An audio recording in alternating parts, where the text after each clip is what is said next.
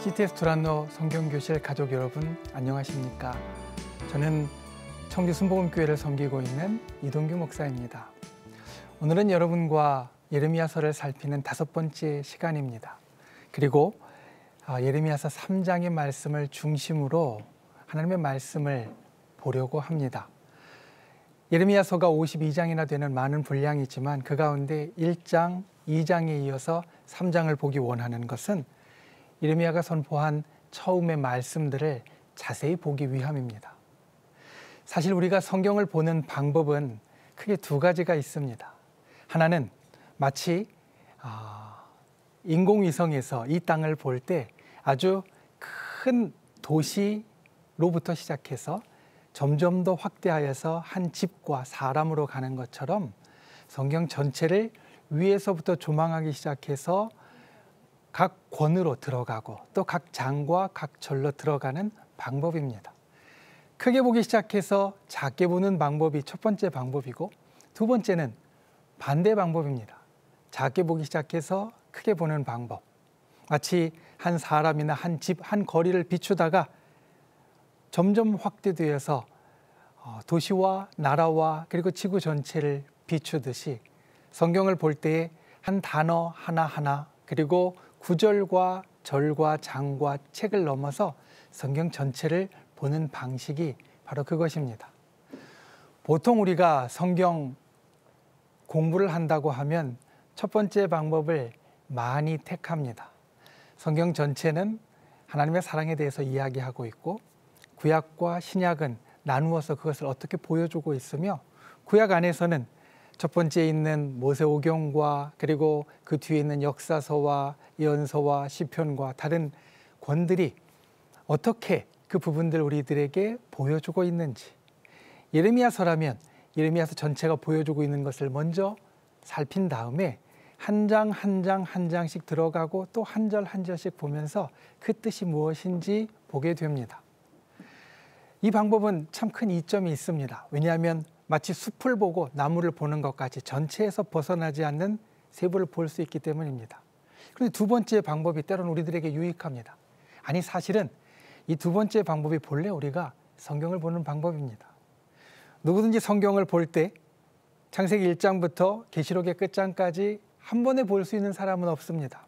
우리는 한 절 한 절 읽으면서 이것이 무슨 뜻인지 알게 되고, 한 장이 모여서 이게 무슨 뜻인지, 이 책이 무슨 뜻인지, 그리고 더 나아가 성경 전체가 어떤 것을 우리들에게 이야기하고 있는지 알아갑니다. 이게 자연스러운 방법이고 우리가 성경을 알아가는 또 하나의 방식입니다. 이런 의미에서 예레미야서 3장의 본문을 아래에서부터 자세히 보면 1절부터 10절까지의 말씀은 이스라엘의 죄악과 그것을 깨닫지 못하는 사람들에 대해서 말씀합니다. 그리고 이어지는 11절부터 18절까지의 말씀은 백성들이 속은 변하지 않고 겉으로만 하나님 앞에 돌아왔는데 그럼에도 불구하고 귀환과 회복의 약속을 주시는 하나님에 대해서, 그리고 19절부터 25절까지의 말씀, 사실 오늘 우리가 주로 볼 말씀이 되어지는데 여기에는 유다가 여전히 죄악을 행하시는 것을 보시면서도 돌아오라 부르시는 하나님에 대하여서 우리들에게 이야기합니다. 3장 전체를 보면 가장 많은 내용이 죄악과 심판에서 돌아오라는 말씀입니다. 지금 유다의 현실은 아주 비참합니다. 이제 거의 끝나게 되었습니다. 그리고 이 비참한 유다의 현실과 심판의 선포 앞에서 우리는 때로 생각합니다. 지금 돌아가도 될까? 그리고 이것은 오늘날 우리의 삶과도 연결되어져 있습니다. 우리가 살아가는 이 땅의 삶에서, 현실에서 때로는 거듭 잘못되어서 손을 쓸 수 없을 정도로 무너졌을 때 우리는 이와 비슷한 생각을 합니다. 지금 무언가 돌아갈 수 있을지, 회복될 수 있을지, 이미 다 망했는데 이제 와서 뭐가 있겠어? 이런 자포자기의 마음이 들기도 합니다. 일전에 길을 가면서 한 이야기를 들었습니다. 그리고 이 짧은 이야기는 저에게 깊게 새겨졌습니다.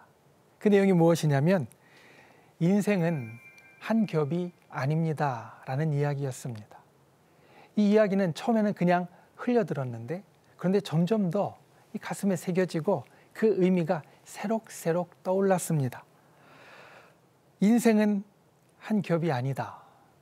한 겹, 홀겹은 찢어지면 끝납니다. 그런데 우리의 인생은 한 겹이 아닙니다. 한 번 찢어진다고 끝나지 않습니다.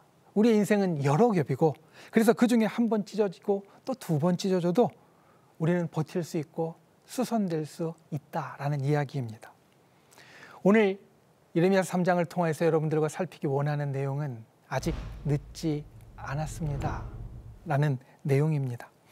이스라엘의 거듭된 죄악 속에서도 하나님의 사랑은 여전하고 계속해서 기회를 주셨습니다.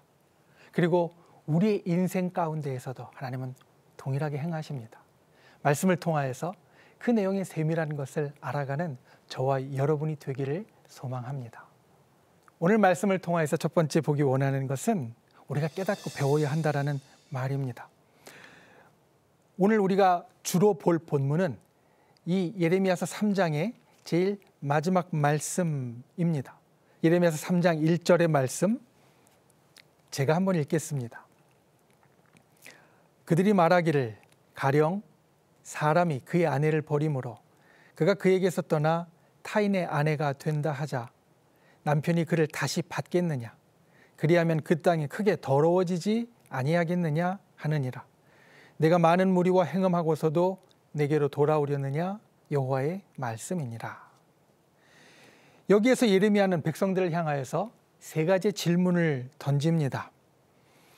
사람이 그의 아내를 버림으로 떠나서 타인의 아내가 됐다고 하면 첫 번째, 남편이 그를 다시 받겠느냐? 두 번째, 그리하면 그 땅이 크게 더러워지지 아니하겠느냐? 세 번째는 내가 많은 무리와 행음하고도 내게로 돌아오려느냐입니다. 우리가 앞에 살폈던 2장에 이어서 그리고 성경의 다른 예언자들처럼 여기에서 하나님과 하나님의 백성은 부부관계로 비유됩니다. 그리고 비유를 넘어서서 부부관계에 대한 율법 조항에 따라서 예레미야는 백성들에게 질문하고 있습니다. 이 질문들에 대한 대답, 율법에 따르면 다 부정적입니다. 남편은 다시 받을 수 없고 받으면 그 땅이 크게 더러워지며 다른 많은 신들을 섬긴 후에 돌아올 생각을 하는 것이 결코 맞지 않는다라는 겁니다. 유다는 하나님 앞에 큰 죄를 지었습니다. 부부관계에 비유하자면 파탄날 만한 큰 죄를 지었습니다. 그리고 더욱 심각한 것은 하나님의 백성인 유다가 이 문제를 해결할 수 없고 진심으로 해결하려고 하지도 않는다라는 겁니다. 여러분, 유다는 이 문제를 해결할 수 없습니다. 성경은 여러 곳에서 이것에 대하여서 거듭 말합니다.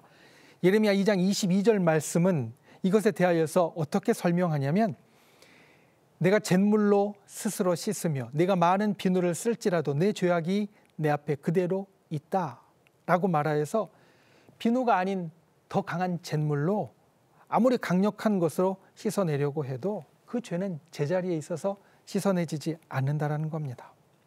죄를 짓는 것은 쉽고 때로 달콤하지만 그 결과는 정말 심각합니다. 제일 심각한 것 하나는 그 죄의 결과를 우리가 결코 내 자신의 힘으로 해결할 수 없다는 겁니다. 사실 이것은 세상에서도 마찬가지입니다. 우리가 세상에서 죄를 짓고 나쁜 일을 할 때 우리는 쉽게 이렇게 생각합니다. 내가 그것에 대해서 책임을 지면 되지, 처벌을 받으면 되지.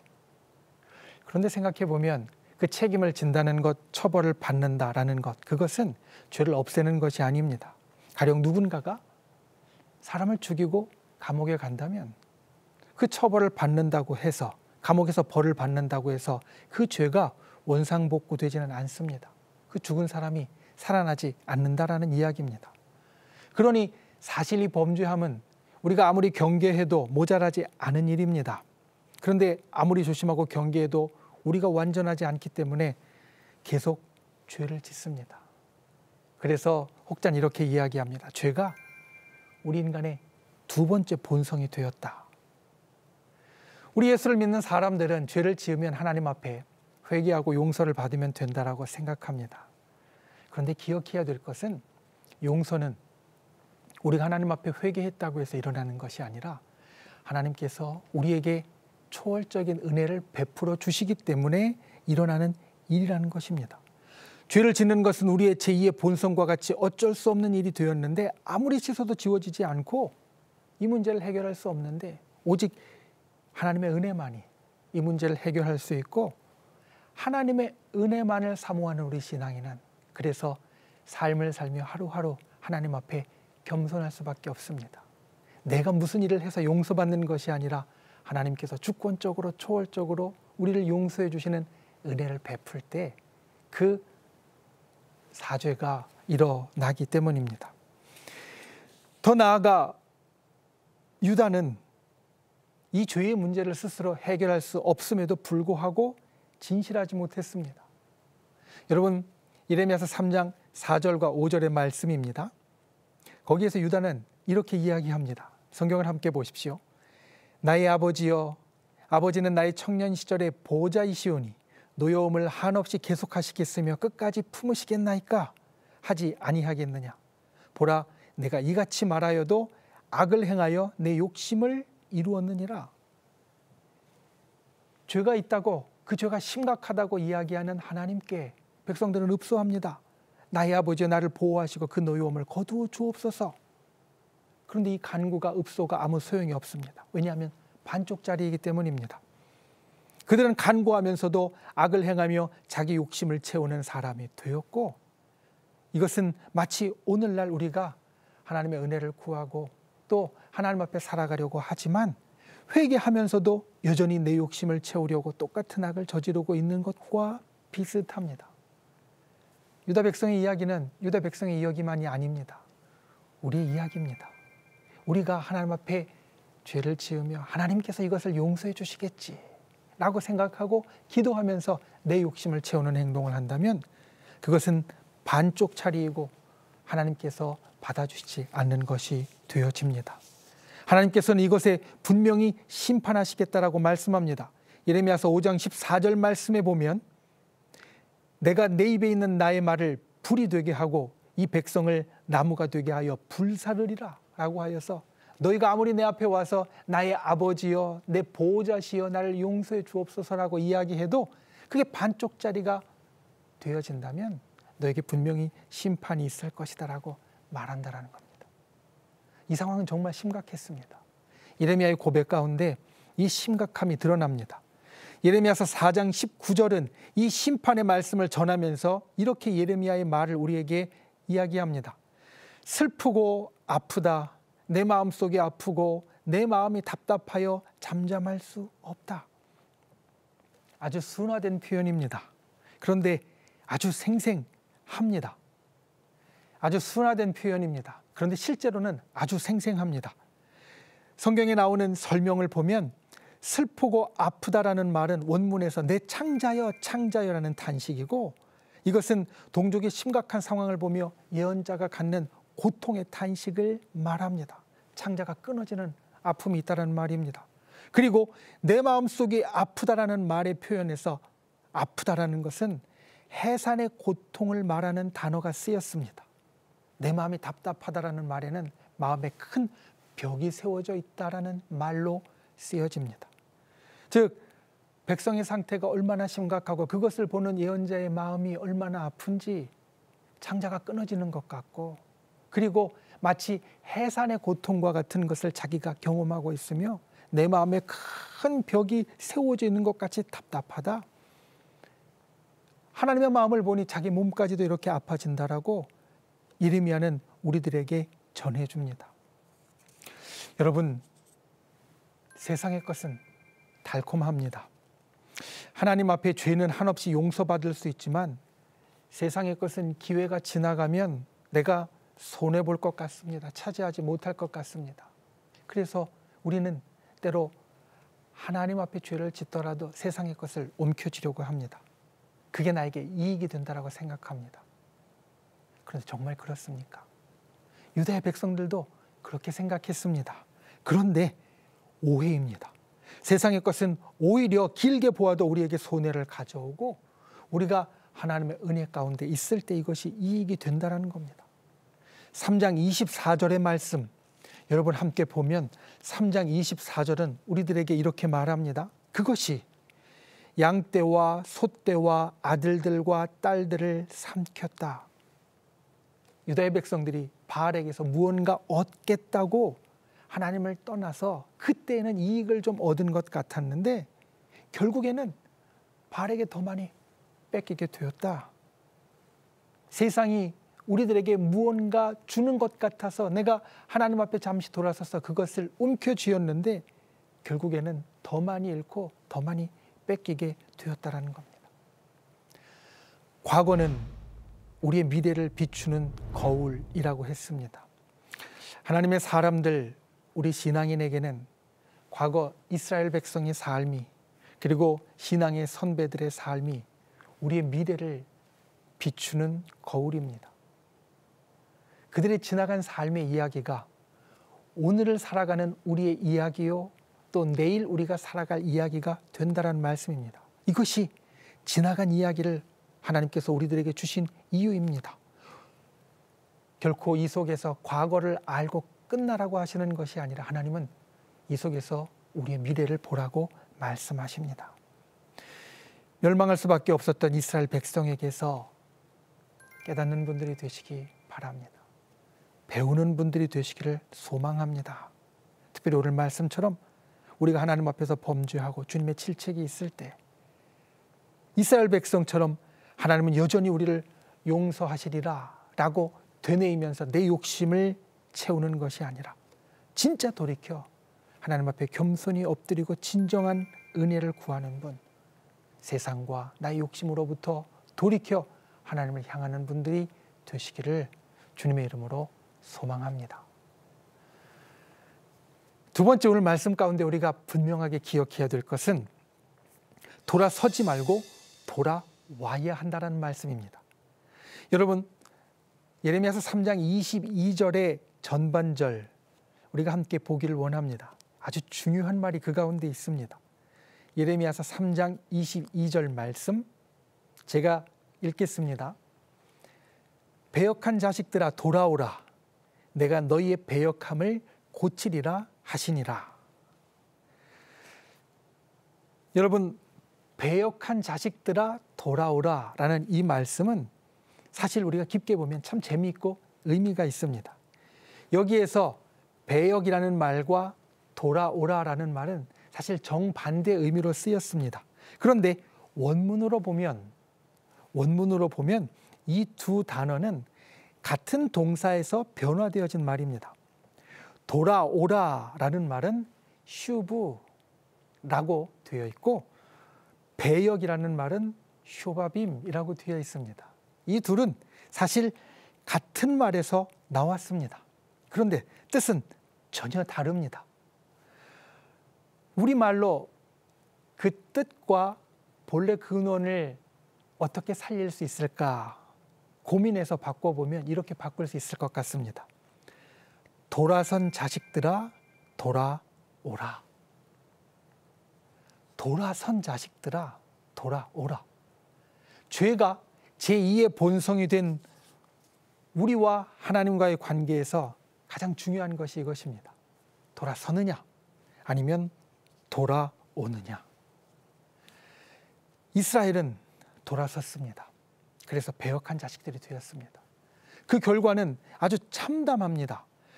예레미야서 3장 3절 말씀에 보면 그들이 돌아섬으로 인하여서 나타난 일, 세상을 이렇게 표현합니다. 단비가 그쳤고 늦은 비가 없어졌느니라. 단비와 늦은 비는 이스라엘 땅이 옥토가 되어 사람과 동물이 살아가는데 꼭 필요한 것입니다. 그런데 이스라엘이 돌아섬으로 인하여서 이것이 없어졌습니다. 하나님의 백성이 범죄함으로 인하여서 온 세상이 신음하게 되었습니다. 마치 창세기 3장에서 처음 인간이 범죄함으로 인해 온 세계가 신음하게 되어진 것과 같습니다. 우리가 살아가는 지금도 하나님은 어떻게 보면 이 땅에 떨어졌습니다. 아니, 지하실로 내려가셨습니다.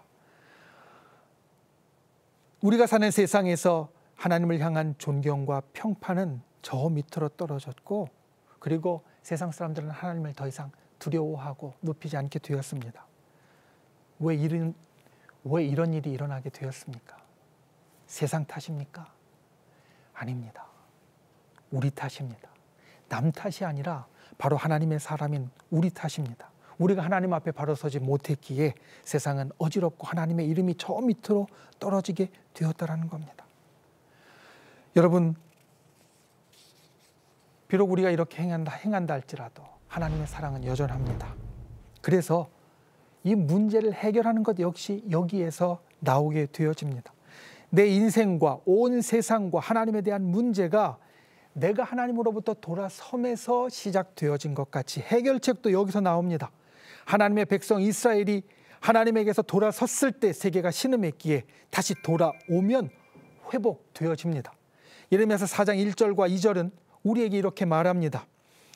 이스라엘아, 내가 돌아오려거든 내게로 돌아오라.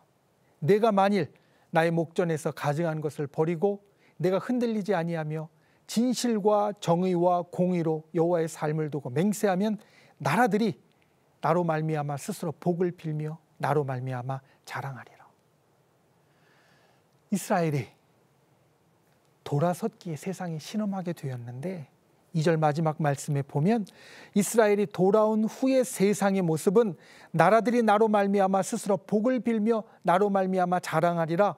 하나님의 백성이 하나님께 돌아오면 다른 나라들도 복을 받고 온 세상이 하나님을 자랑하게 된다. 하나님을 높이게 된다라는 말입니다.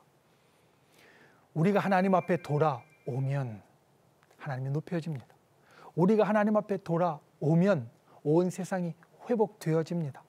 우리가 하나님 앞에 돌아오면 모든 것이 제자리로 돌아가게 되어질 겁니다. 내 인생의 문제도 이 사회와 세상의 문제도 돌아선 우리가 돌아와야 해결됩니다.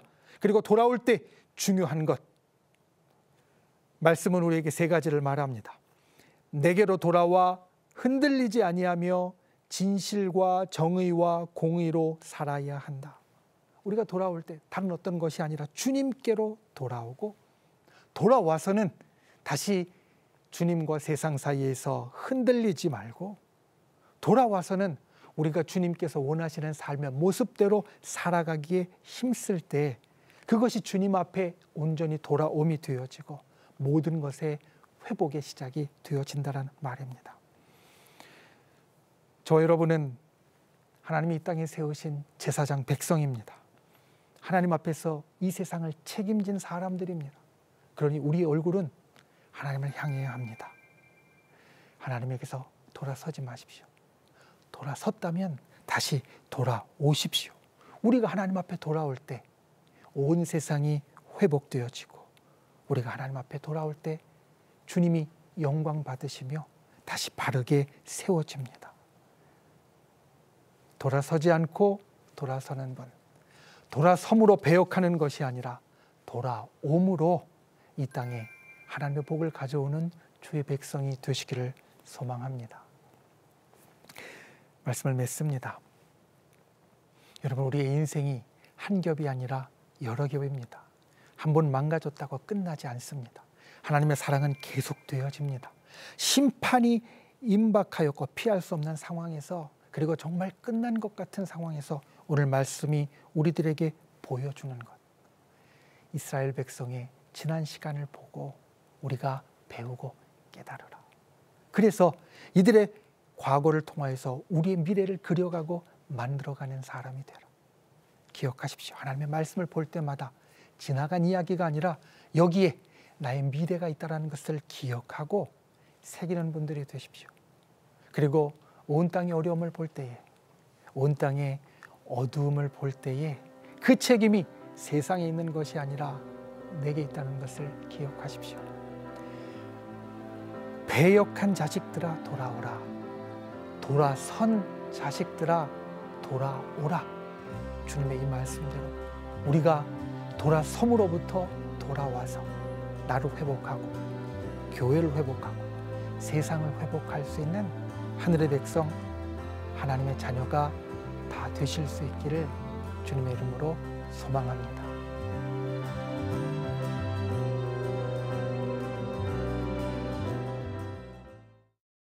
이 프로그램은 CTS 방송가족의 사랑과 후원으로 제작되었습니다. 후원전화 02-6333-1003번, ARS 060-808-1004번으로 전화 주세요.